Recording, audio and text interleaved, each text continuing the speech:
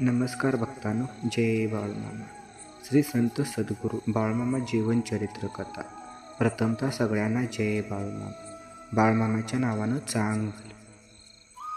मामांनी साक्षात्कार असल्याचा अनुभव परमभक्त धुळाप्पाला दिला. विजापूर जिल्ह्याचे मोहोळ तालुक्यातील एक गाव वैकुंठपूर. तेथील देवालयाचा पुजारी होता धुळाप्पा.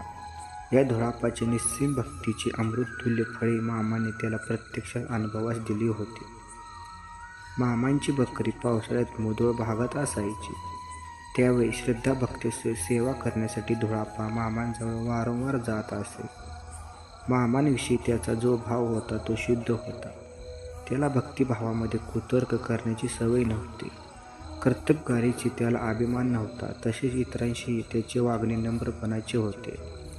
त्यांच्या मनात कधी मोह आणि मत्सर प्रवेश करत नसे. तो फार सहनशील होता. मामांच्या चरणाजवळ तो तल्लीनतेने हात जोडून बसत असे.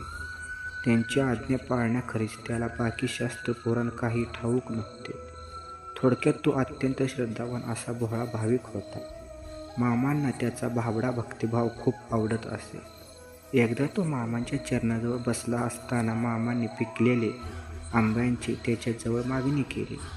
तो काळच आंबा उपलब्ध असण्याचा नसल्याने नाईलाजाने धुळाप्पा मामांना म्हणाला, देवा, माझी चेष्टा तर तुम्ही करत नाही ना? यावर धुळाप्पाला म्हणाले, माझ्याबरोबर तुलाही आंबा खायला पाहिजे काय? तर घे, तर हे घे. असं म्हणत आपल्या हातातील काठी मामांनी जमिनीवर जोरात आपटल्याने काय आश्चर्य, समोर रसाळ पिकलेले आंबे हजर होते. हे पाहून धुळाप्पाच्या मनातील मामांच्या दैवत्वाबद्दलचा भक्तिभाव अधिकच घट्ट झाला. तो संपूर्णपणे मामांना शरण गेला. यानंतर मामाने व धुळाप्पाने ते रसाळ आंबे खाल्ले. अशा प्रकारे परमभक्तास मामाने साक्षात्कार असल्याचा अनुभव दिला होता. बोला बोला बाळूमामाच्या नावानं चांगलं. मेंढी माऊलीच्या नावानं चांगलं.